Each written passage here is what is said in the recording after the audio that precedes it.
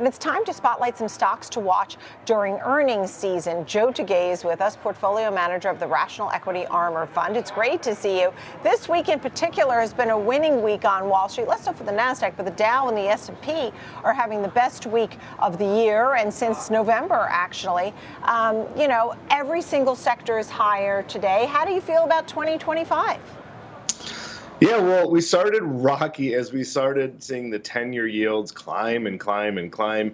And it was just this paradox that the strong economy and the projected strong economy for the next few years is causing these rates to go higher. It just felt like the Yogi Berra saying, if this market got any, or this economy got any hotter, it'd be bad for the economy. This place is so crowded, nobody goes there. This is just, it's good news in general. The trip up is inflation to get there. The good news on inflation finally caused some relief in these yields. And when the market just needed the 10-year to stop going up, it's reversed this week. So it's just been a nice turnaround for equities. And this was, maybe 2 steps forward, 1 step backwards approach for the market. I think we'll see more of that this year.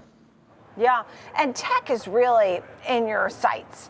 We'll have some earnings coming up, but many of these tech names are in correction territory. Many have come back more than 10%.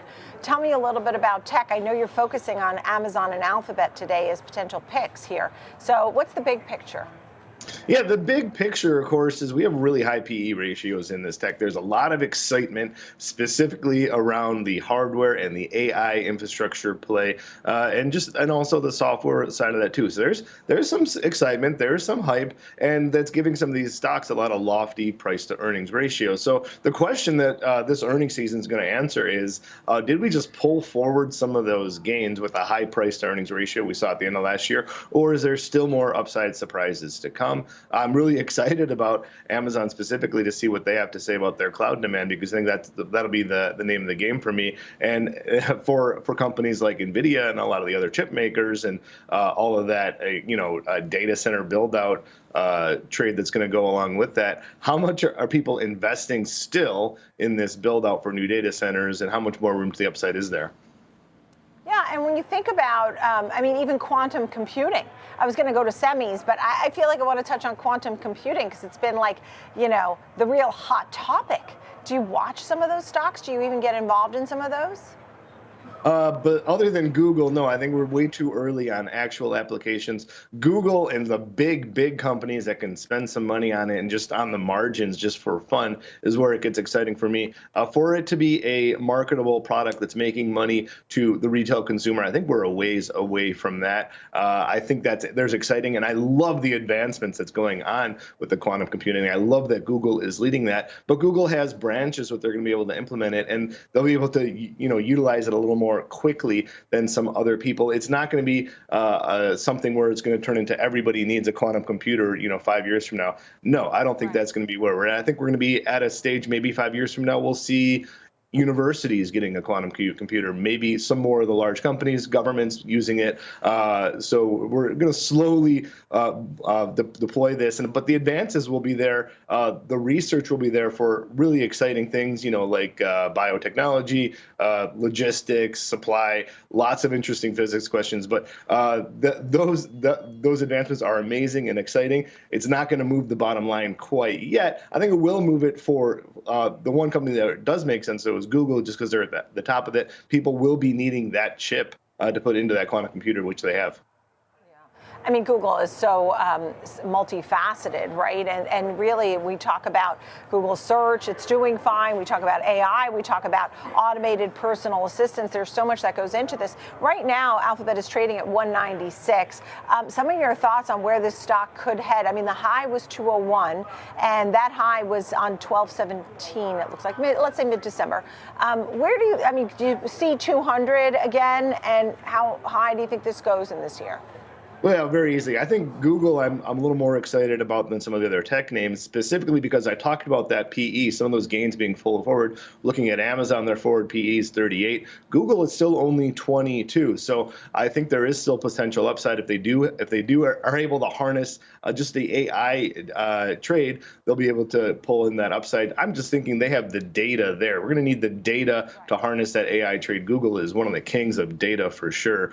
So I think the potential is is there for them absolutely to be able to harness this AI trade. We'll wait and see, but I think they're a lot more attractive than some of these other names. And there's a lot of other names around that infrastructure which have not had the NVIDIA growth, which could be there too, but I think Google is right there. Yeah, Amazon's been doing some restructuring. In fact, had some layoffs, 200 jobs in fashion and fitness division, nationwide restructuring. But Amazon, we think of Amazon Web Services, we think of Amazon, the store, Amazon that does everything. So Amazon has been a very great performer. It's up almost 50% in 1 year. The high was 233. Today it's at 224. New high. You think the new high, like Google, it could pass that, the 233? Yeah, so again, it's going to take a good earnings. I want to see the growth. I want to see that web services growth specifically continuing to ramp up. So that's what's going to take for me. If there is a pullback, I'd love to buy it cheaper. I think that's what we're going to be seeing this year. A lot of positioning, a lot of trading. When we were down a week and a half ago, I saw some people selling some puts across the board. We saw volatility lower than what we would have expected. Otherwise, I think the market makers and the market just is saying this is a strong economy. Some of the earnings were priced in last year. If some of these stocks pull back, I'm going to sell puts in these names, get in an area that's attractive to me. And if it does rally, I'll still win. And then I think on the upside, it's really hard for Amazon to just have another 50% year. It's such a huge company. It's going to take a tremendous amount of growth to do that. I'm not saying it's impossible. I think you're going to see some call sellers if we do see all-time highs again. I think people are going to be dampening the upside. So I think we're going to see kind of a range-bound market. If we have a 10% year in the S&P 500, that'd be a great year. We've gotten used to and we've gotten spoiled by some 20% plus years. All right. I mean, I don't want to leave anything out. Anything else you're really hot on? So it sounds like you have some tech names that you found and you like the PE. It's not just tech overall, but you want the ones that seem to be a little more of the underperformers or cheaper, right? For lack of a better word. Anything else that you're really looking for in 2025 that you're going to nibble on, Joe? Yeah, so if you believe in the data center build out, which I of course do believe in, I believe that NVIDIA is going to continue to have that growth. That's been priced in somewhat. There are other parts of that infrastructure build out which still we have to take into consideration. The connectivity. We saw that last quarter. We saw AVGO have just a tremendous breakout quarter. People's like, oh, wait a second, people need to connect these computers together. I think that's still going to be there. We still have some memory chips that need to go into these things. Then there's another layer to it that these buildings need to be powered. We need to have the infrastructure there. So there's also a utility component to it too. All right, we'll be watching. Thank you so much, Joe Tigay, Rational Equity Armor Fund. Thank you, Joe.